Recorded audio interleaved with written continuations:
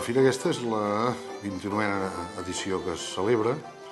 Es va començar, clar, ja fa temps, juntament amb la fira i el concurs de llonganisses de Casa de Pagès, que és la 14a edició del concurs aquest de llonganisses.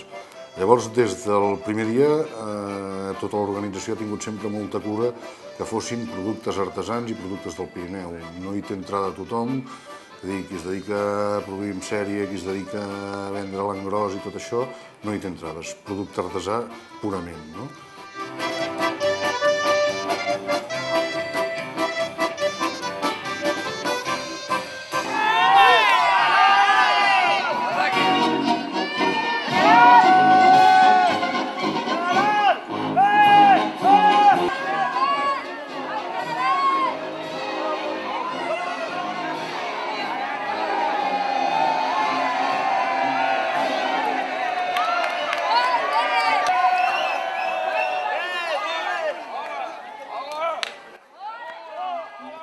Per fer la guerra contra l'avorriment, l'ensopiment i altres retallades que tenim atrevessades.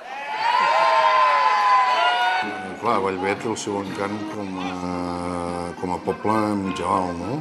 Tota la part antiga, la plaça aquesta magnífica que tenim, tot el barri vell, tots aquests carrers amb el seu encant i també, per què no, tot l'Eixample, les zones esportives, tot això.